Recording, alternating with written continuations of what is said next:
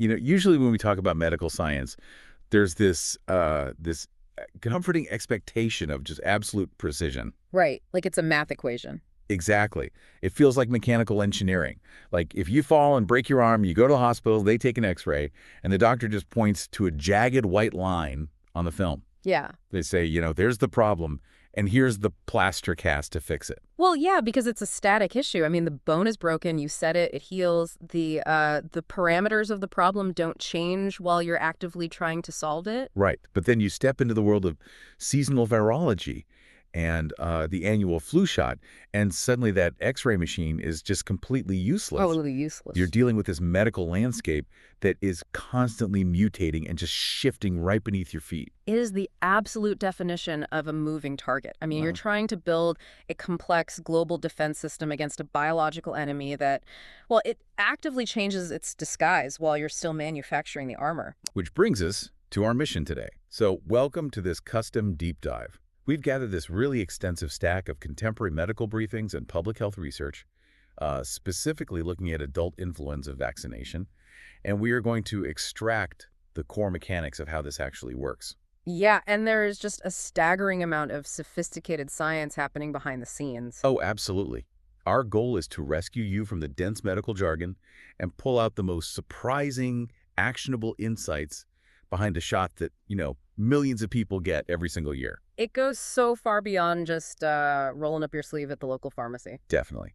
So whether you're prepping for the upcoming flu season, trying to protect a vulnerable family member, or, like us, you're just insanely curious about how global health logistics operate under pressure, this deep dive is tailor-made for you, the learner.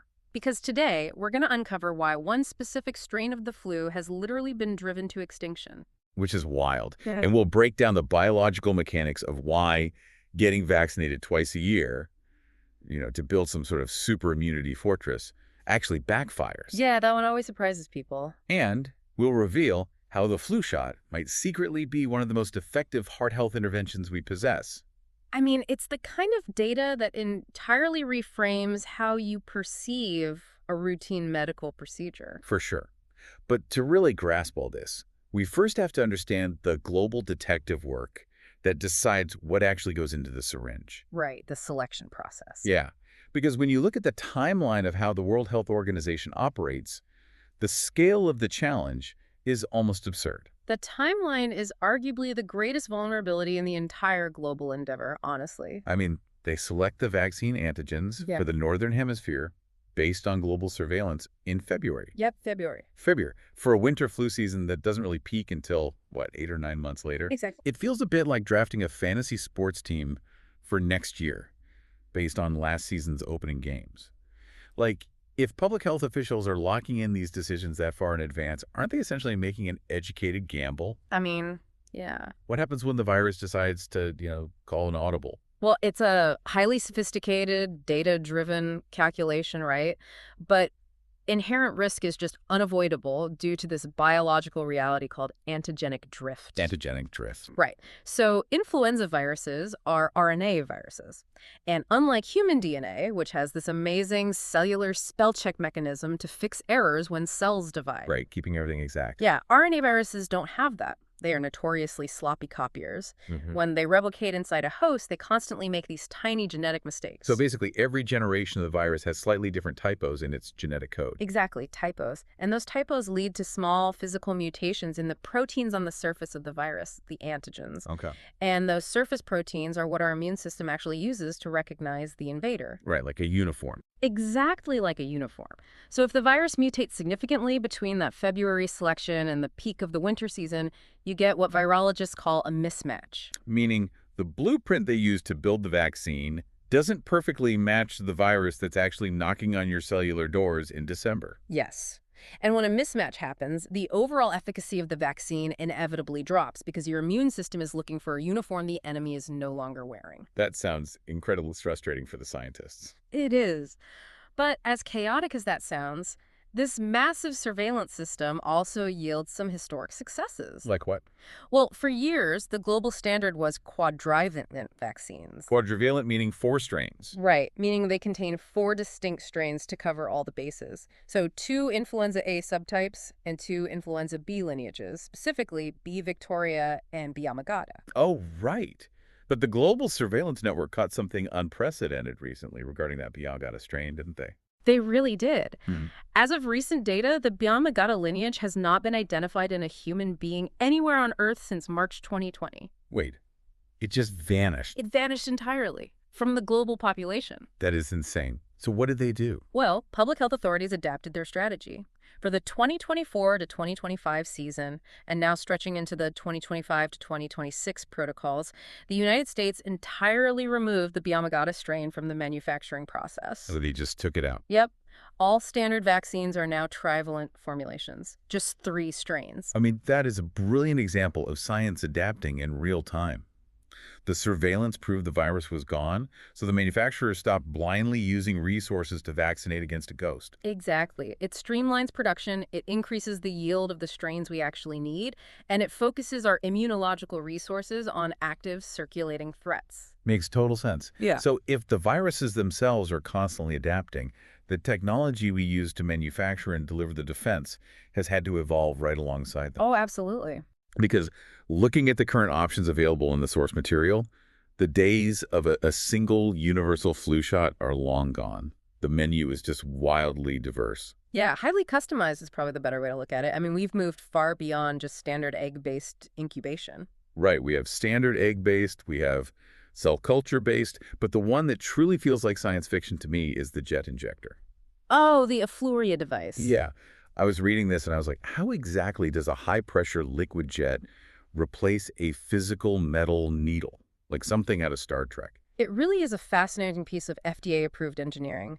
It's specifically approved for adults aged 18 to 64. Okay. And basically, instead of a hollow needle piercing the skin to deposit the liquid, the device uses an internal spring or compressed gas to force the liquid vaccine through an opening that is a fraction of the size of a standard needle. Wow. Yeah, so it creates a microstream of liquid under such intense pressure that the fluid itself punctures the skin and disperses into the tissue. Wait, so the liquid is moving so fast it creates its own microscopic entry point? Exactly. That is an incredible option for people who have severe needle phobias. It is. But, physics usually demands a trade-off. What's the downside to firing liquid into the arm at that velocity? Well, the trade-off is localized tissue trauma. Wow.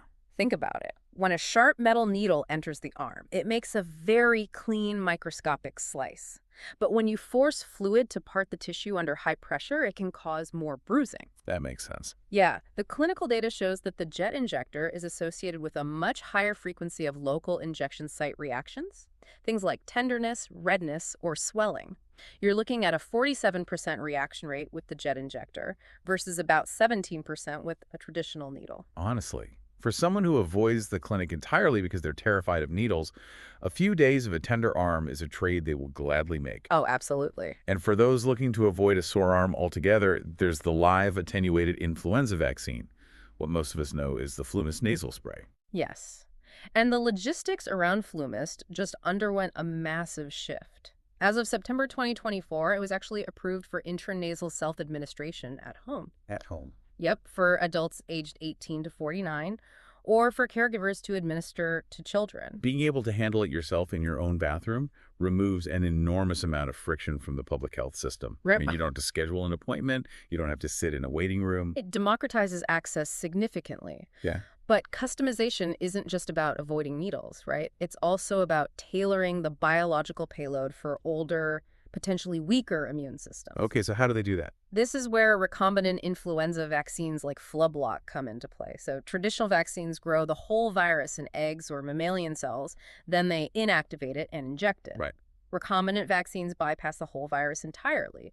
They synthetically manufacture just the specific HA proteins, the antigens, in a lab. So they're isolating just the target proteins. Yeah. Zero extra biological baggage. Exactly. And because that synthetic process is so efficient, they can pack a massive dose into the syringe.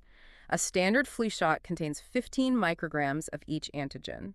The recombinant vaccine contains 45 micrograms per strain. Wait, 3 times the active ingredient? 3 times. And the clinical results reflect that density. In trials focusing on adults over 50, the recombinant vaccine showed a 30% lower attack rate of lab-confirmed influenza compared to the standard dose vaccines. That is a massive difference. Yeah. So we have perfectly tailored the actual vaccine to your body, whether through a high-pressure jet, a home nasal spray, or a high-dose synthetic protein. Yep. But delivering that perfect blueprint doesn't really matter if the immune system's factory shuts down before the virus actually arrives in your community. Right, the timing is everything. Let's look at the biological ticking clock here, because the source material makes it clear that vaccine immunity isn't a permanent fortress. No, waning immunity is one of the most critical and honestly often misunderstood factors in influenza defense.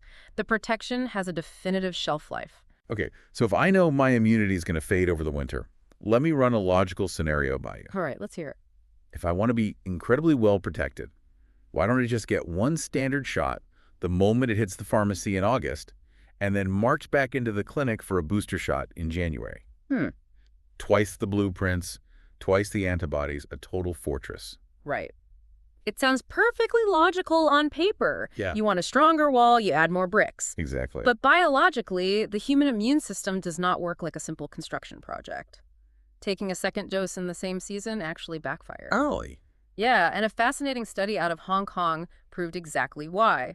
Researchers monitored over 900 older adults who received 2 flu shots in a single year, one in the summer and a follow-up in the autumn. I would assume their antibody counts just went through the roof. They observed the exact opposite. What? Yeah, the clinical data showed lower post-vaccination antibody levels and significantly reduced T-cell responses after that second dose. Wait, so their immune system's memory bank actually got weaker after the second shot. Why would the body reject a booster? It's a biological phenomenon known as immune interference. Immune interference. Right. Think of your immune system like an army. When you get that first shot, the army begins running intense drills, learning the profile of the enemy, and building specialized memory cells. Okay. If you inject the exact same antigens again a month or 2 later, while they are still actively training and maturing that response, you don't magically spawn a second army, you disrupt the drills. Oh, wow. Yeah, the immune system essentially gets confused by the redundant signal, the cells become exhausted, and the overall defense profile is blunted. Okay, so double dosing is definitely off the table. We get one shot to get it right. Exactly. But that brings us back to the ticking clock. If I get my single shot in July, because I'm just super proactive, am I out of luck by February? You are certainly at a disadvantage. A massive study of over 49,000 people quantified exactly how fast that protection degrades. And what do they find? They found that the optimal window of peak protection is roughly 14 to 41 days post-vaccination. After you pass that prime window, your odds of testing positive for the flu increase linearly by about 16% for every 28 days that pass. Wait, a 16% jump in vulnerability every 4 weeks? Yes. So if you get vaccinated 154 days prior to exposure, which is about 5 months, your odds of getting sick are more than double compared to someone who is recently vaccinated. So timing this is an incredibly delicate balancing act. If you vaccinate in July or August, it's way too early. Your shield is physically cracking by the time the peak winter wave hits in January. Right. But if you wait until late November trying to perfectly time that peak, you risk catching an early surge in October while entirely unprotected. Which is exactly why public health guidance consistently points to October as the sweet spot for the Northern Hemisphere. It provides enough time to build the antibodies before the holidays, while ensuring the protection lasts through the late winter tail end of the season. Okay, so the science of formulation is perfect, and the math on the timing is dialed in. Yet, despite having this incredibly refined tool, the biggest hurdle we face isn't virology at all. It's human behavior. Oh, definitely. The most advanced vaccine in the world is useless if it just stays in the vial. Right. And the numbers in the source are genuinely concerning. During the 2018 to 2019 season, only 50% of Medicare beneficiaries in the U.S. actually filed a claim for a flu shot. Yeah, half. Half of the most vulnerable populations skipped it. Getting people to get a flu shot is a lot like flossing. We all logically know we should do it, but we easily find excuses not to unless we get a very specific, compelling nudge. And finding the right behavioral nudge requires understanding what actually motivates people to seek preventative care. Right, and researchers in Denmark ran this massive study on this exact concept using behavioral nudges on 300,000 patients. That's a huge sample size. Huge. They sent out different types of reminder letters to see what would actually get people into the clinic. Nah. But the letter that performed the best didn't mention avoiding a cough or a fever or missing a week of work. No. The winning strategy was a letter emphasizing the cardiovascular benefits of the vaccine. And this is where I need you to connect the dots for me, because what does a respiratory virus have to do with my heart? It has everything to do with your heart, especially if your cardiovascular system is already compromised. Really? Yes. We think of the flu as a lung problem, but it's a systemic event. When the influenza virus rapidly replicates, your body launches a massive inflammatory response to fight it. Okay. Your blood vessels dilate, your fever spikes, and your oxygen levels drop because your lungs are compromised. So to maintain blood pressure and deliver oxygen, your heart has to pump significantly harder and faster. So the flu is basically a forced, brutal stress test on an engine that might already be struggling. That is exactly what it is.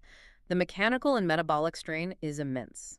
If you have underlying heart disease or plaque buildup, that extreme systemic inflammation can easily rupture a plaque or simply exhaust the heart muscle. Which triggers a severe heart attack or heart failure. Exactly. And the data backing up the vaccine as a literal shield for the heart is incredible.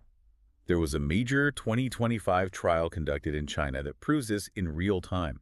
They monitored over 7,700 adults who were actively hospitalized with moderate to severe heart failure during flu season. Right, so these are patients whose cardiovascular systems were already in active distress. Right. And they gave half of those patients a standard flu shot right then and there during their hospital admission. Wow. And the results at the 12-month mark were undeniably clear. The group that received the standard care without the shot had a 12.8% mortality rate over the next year. But the groups that received the flu shot during their hospital stay saw their mortality rate drop to 10%. Wait, let's make sure we highlight the gravity of that. Just by administering a standard flu shot while they were hospitalized, they measurably reduced their overall chance of dying from heart failure over the next year.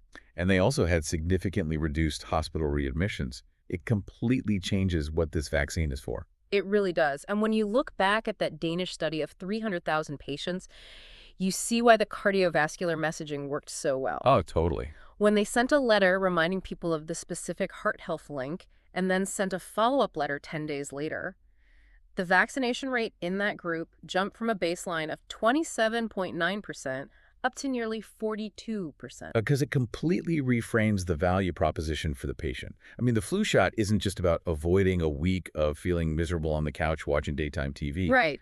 For vulnerable populations, it is a critical life-saving cardiovascular intervention. It protects the engine, not just the exhaust pipe. I love that. It's preventative cardiology disguised as respiratory medicine. Exactly.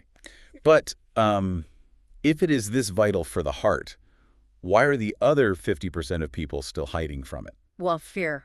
Right. If you dig into the surveys, it points directly to lingering medical myths that just refuse to die. So let's play Mythbusters for our listeners. Let's do it. What is the current medical reality for someone who has an egg allergy? For decades, the rule was that if you're allergic to eggs, you absolutely cannot get the standard flu shot because it's incubated in chicken eggs. Is that still true? That rule is officially obsolete. Okay. The U.S. public health guidelines now explicitly state that an egg allergy of any severity is no longer a reason to avoid the vaccine. But the standard formulations are still grown in embryonated chicken eggs. How is it suddenly safe? It comes down to modern purification processes. Historically, yeah, there was a valid concern that residual egg protein left in the fluid could trigger anaphylaxis. Right. But today, the extraction and purification technology is so advanced that the amount of egg protein left in the final syringe is microscopic. Oh, I see. Yeah, a vast body of peer-reviewed safety data shows that this minute trace simply does not provoke allergic reactions, even in patients with a history of severe anaphylaxis. Clinics don't even need to ask about an egg allergy before administering the shot anymore. Okay, myth busted. Let's tackle a more intimidating one, GBS, or Guillain-Barré syndrome. Yes. For those who don't know, this is a rare neurological disorder where a confused immune system starts attacking the protective myelin sheath covering your own nerves. It can cause muscle weakness or even temporary paralysis. That's very It's a serious. terrifying prospect.